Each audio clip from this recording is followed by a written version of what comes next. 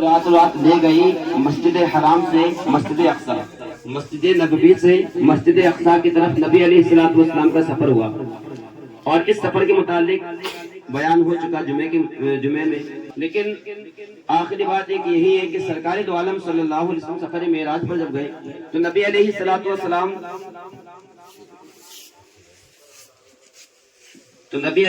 والسلام کو اللہ تبارک و تعالیٰ نے کچھ تحائف پیش کیے، اور وہ تحائف میں اللہ تبارک و تعالیٰ بڑی مشہور بات ہے کہ اللہ تبارک و تعالیٰ نے 50 نمازیں فرض کی تھی۔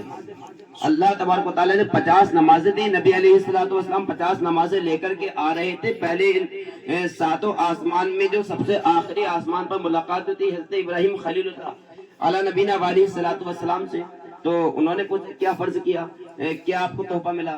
تو فرمایا کہ مجھے جو ہے 50 نمازیں میری امت پر فرض ہیں۔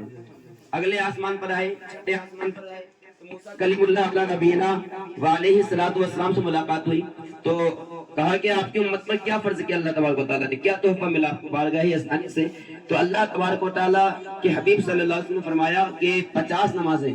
موسیٰ کلیم اللہ علیہ نبینا علیہ السلام نے فرمایا 50 نمازیں بہت سخت ہیں، انسان پر 50 نمازیں بہت سخت ہیں۔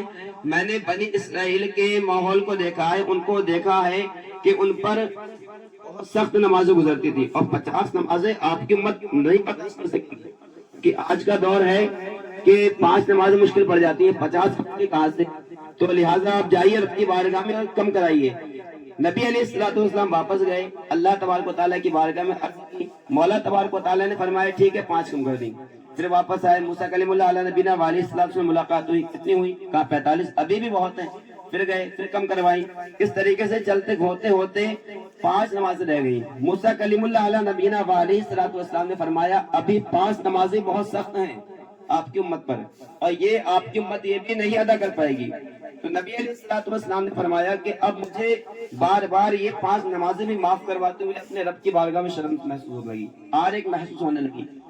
تو غیب سے ایک آواز آئی، اے محمد صلی اللہ علیہ وسلم، ہم نے تمہاری امت پر 50 نمازیں فرض کی تھی، تمہاری امت پڑھے گی 5 ہی نماز، لیکن ثواب ہم اسے 50 عطا فرمائیں گے۔ سبحان اللہ، سبحان اللہ۔ کرم ہے کہ 50 نمازوں کا ثواب انسان کو ملتا ہے، تو ان نمازوں کو چھوڑ کر کے صاحب کہاں جائیں گے؟